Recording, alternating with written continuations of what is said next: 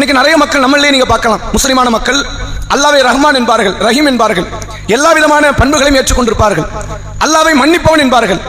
ஏதோ ஒரு சில பாவங்களை செய்துவிட்டு ஒரு தர்காவை நோக்கியோ மகான்களை நோக்கியோ போய் நிற்பாங்க. இப்ப அல்லாஹ் மன்னிக்கிறோம் தானப்பா, அல்லாஹ் மன்னிப்பான், என் பாவத்துடைய கடுமை பெருசு, என் பாவத்தை அவன் மன்னிப்பான்னு தெரியாது, அதான் நான் அந்த மகான்ட்ட வந்துட்டேன். அப்ப அல்லாஹ் மன்னிக்க மாட்டானே, எவனும் மன்னிக்க மாட்டான் எனக்கு அர்த்தம். நீ அல்லாஹ் மன்னிக்க மாட்டான் என்று முடிவெடுத்து விட்டு நீ யாரிடத்தில் செல்கிறாய்? ஒரு படைப்பிடத்தில் செல்கிறாய். அப்ப இறைவனுடைய ஒரு பண்பை நீ மறுத்து விட்டாய். இவர்கள் அல்லாஹ்வுடைய பார்வையில் காஃபிர்கள். அதே மாதிரி நீங்கள் பார்க்கலாம், அல்லாஹ் ரஹ்மான்னு சொல்லிக்குவாங்க. ஒரு பிரச்சனை வராத வரைக்கும் அல்லாஹ் ரஹ்மானா தெரியும். ஒரு பிரச்சனை வந்துருச்சு, நீங்க என் பிள்ளை மட்டும் தான் உன் கண்ணுக்கு தெரிஞ்சுதாம்மா, எப்படி பேசுவான்? ஊர்ல வேற உனக்கு பிள்ளை கண்ணுக்கே தெரியல. எத்தனையோ பிள்ளைங்க ஊர் உலகத்துல வளர்த்தான் செய்யறாங்க. என் பிள்ளைய மட்டும்தான் கொல்லணும்னு உனக்கு தோணுச்சா? நீ என்ன ரஹ்மான்? இது அல்லாஹ் சர்வசாதாரணமா கேட்டுருவாங்க.